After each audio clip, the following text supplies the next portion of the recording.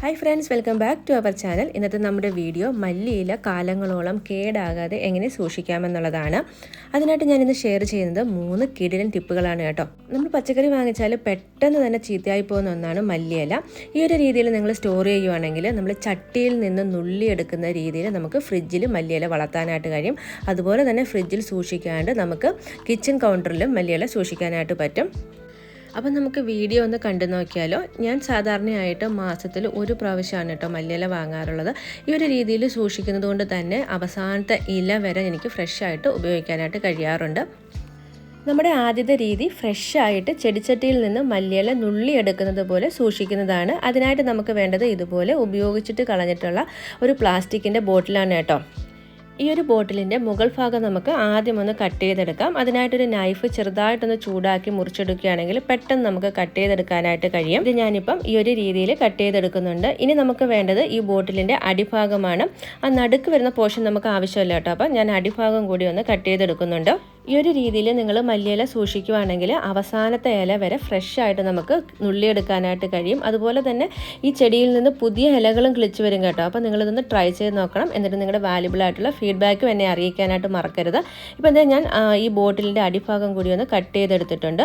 ഇനി ഇതിലെങ്ങനെയാണ് മല്ലിയില സ്റ്റോർ ചെയ്യുന്നതെന്ന് ഞാൻ പറഞ്ഞുതരാം. ഈ ഒരു രീതിയിലാണ് ഞാൻ ബോട്ടിൽ കട്ട് ചെയ്തെടുത്തിരിക്കുന്നത്. ഇതിൻ്റെ ഈ ഒരു നടുക്ക് വരുന്ന പോർഷൻ നമുക്ക് ആവശ്യമില്ല. അതുപോലെ തന്നെ ഈ ഒരു ബോട്ടിലിൻ്റെ അടപ്പ് നമുക്ക് ആവശ്യമില്ല.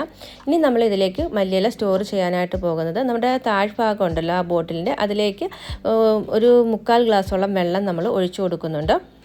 അതിനുശേഷം നമ്മൾ സ്റ്റോർ ചെയ്യാനുള്ള മല്ലിയില ഒന്ന് കഴുകിയെടുക്കണം. അതിൻ്റെ ഇലകളിലൊന്നും വെള്ളം വീഴാത്ത രീതിയിൽ വേണം കേട്ടോ കഴുകിയെടുക്കാനായിട്ട്.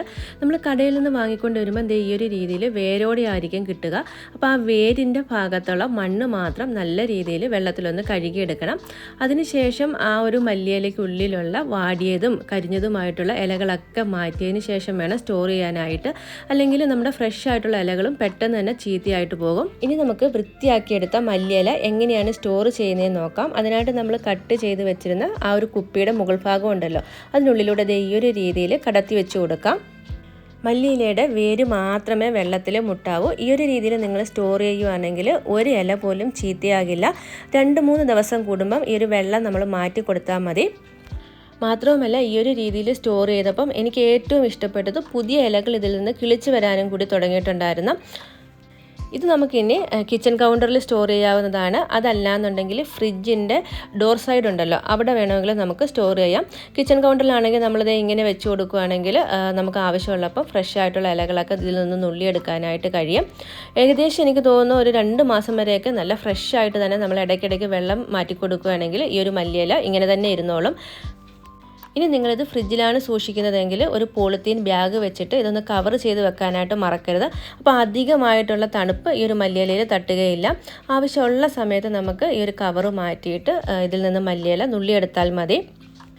ഞാൻ ചെയ്ത് നോക്കിയിട്ട് എനിക്ക് ഒരുപാട് ഇഷ്ടപ്പെട്ട ടിപ്പാണ് കേട്ടോ. അപ്പോൾ നിങ്ങളിതൊന്ന് ട്രൈ ചെയ്ത് നോക്കിയിട്ട് ഫീഡ്ബാക്ക് അറിയിക്കാൻ മറക്കരുതേ. അതുപോലെ തന്നെ ഒന്നിടവിട്ട ദിവസങ്ങളിൽ ഇതിൻ്റെ വെള്ളം കൂടി മാറ്റി കൊടുക്കാനായിട്ട് മറക്കരുത്. വെള്ളം മാറ്റിയാൽ മാത്രമാണ് കേട്ടോ ഈ ഒരു ഇലകൾ ഇങ്ങനെ ഫ്രഷ് ആയിട്ടിരിക്കുകയുള്ളൂ. ഇനി നമുക്ക് രണ്ടാമത്തെ ടിപ്പ് നോക്കിയാലോ. അതിനായിട്ട് നമുക്ക് ആദ്യം മല്ലിയില ഒന്ന് കഴുകി വൃത്തിയാക്കി എടുക്കണം. വേരിൻ്റെ ഭാഗം മാത്രമാണ് കേട്ടോ ഞാൻ കഴുകിയെടുക്കുന്നത്. മൊത്തമായിട്ട് നമ്മൾ മല്ലിയില കഴുകിയെടുക്കുകയാണെങ്കിൽ ആ ഒരു വെള്ളത്തിൻ്റെ ഈർപ്പം കാരണം പെട്ടെന്ന് മല്ലിയില ചീത്തയായിട്ട് പോകും. അതുപോലെ തന്നെ അതിലുള്ള ചീത്ത ഇലകളൊക്കെ ഞാൻ മാറ്റുന്നുണ്ട്. ഇനി നമുക്ക് വേണ്ടത് ഇതുപോലെയുള്ള ഒരു ഭരണിയാണ്. ഗ്ലാസിൻ്റെ ഭരണിയാണെങ്കിൽ ഏറ്റവും നല്ലതാണ് കേട്ടോ. ഇപ്പം ഞാൻ എടുത്തിരിക്കുന്ന ഒരു പ്ലാസ്റ്റിക്കിൻ്റെ ഭരണിയാണ്. എന്നിട്ട് അതിൻ്റെ അടപ്പിലേക്ക് ഇതുപോലെ ഒരു ഗ്ലാസ് വെച്ച് കൊടുക്കുന്നുണ്ട്. അതിലേക്ക് ഞാൻ കുറച്ച് വെള്ളം ഒഴിച്ചു കൊടുക്കുന്നുണ്ട് കേട്ടോ. എന്നിട്ട് നമ്മൾ വൃത്തിയാക്കിയെടുത്ത ആ ഒരു മല്ലിയില ഈ ഒരു ഗ്ലാസ്സിലെ വെള്ളത്തിലേക്കാണ് മുക്കി വെച്ച് കൊടുക്കുന്നത്. അതിനുശേഷം നമ്മൾ ആ ഭരണി വെച്ചിട്ട് ഈ ഒരു അടപ്പങ്ങ് അടച്ചു വെക്കുകയാണ് ചെയ്യുന്നത്. എന്നിട്ട് നമുക്ക് ഇത് ഈ ഒരു രീതിയിൽ തന്നെ ഫ്രിഡ്ജിൽ സ്റ്റോർ ചെയ്ത് വെക്കാവുന്നതാണ്. ആവശ്യമുള്ള സമയത്ത് നമുക്ക് ഈ ഒരു ഭരണി തുറന്നിട്ട് നമുക്ക് മല്ലിയില ഇതിൽ നിന്ന് നുള്ളിയെടുക്കാവുന്നതാണ്.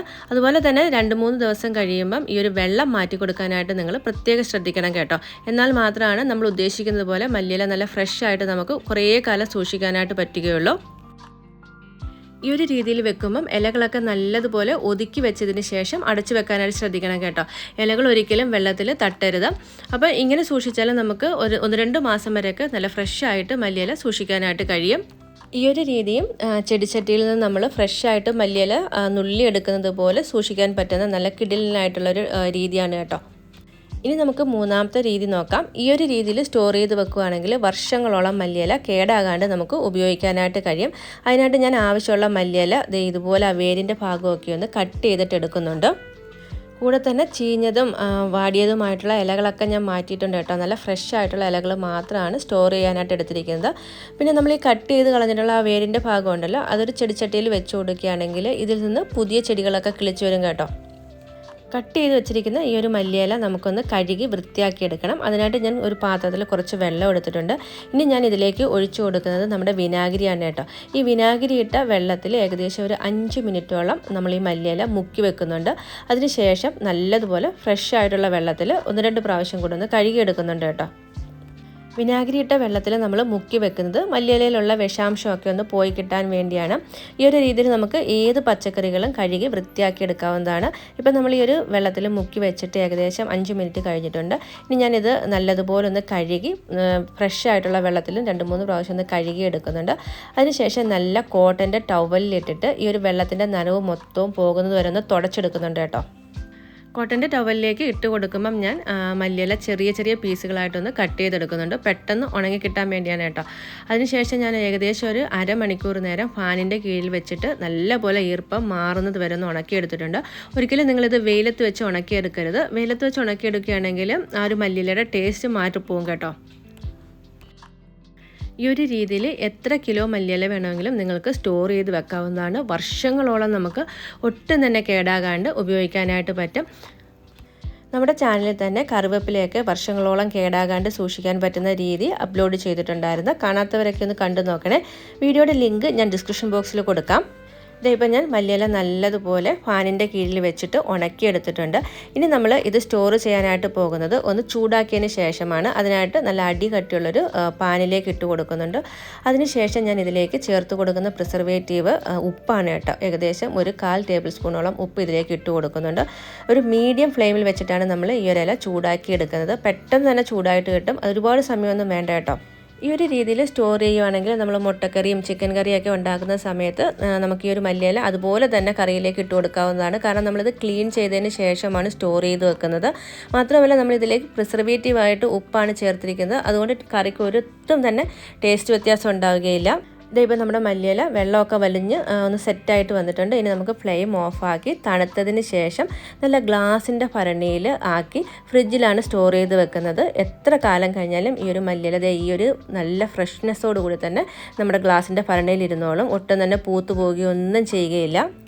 അപ്പോൾ ഇന്ന് ഷെയർ ചെയ്ത 3 ടിപ്പും നിങ്ങൾക്ക് എല്ലാവർക്കും ഇഷ്ടപ്പെട്ടിട്ടുണ്ടാവുമല്ലോ.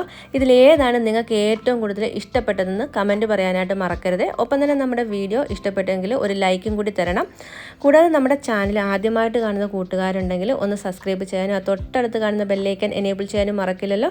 അപ്പോൾ നമുക്ക് വീണ്ടും നല്ല അടിപൊളിയായിട്ടുള്ള ഒരു വീഡിയോയിൽ കാണാം. അതുവരേക്കും ടേക്ക് കെയർ. Bye bye.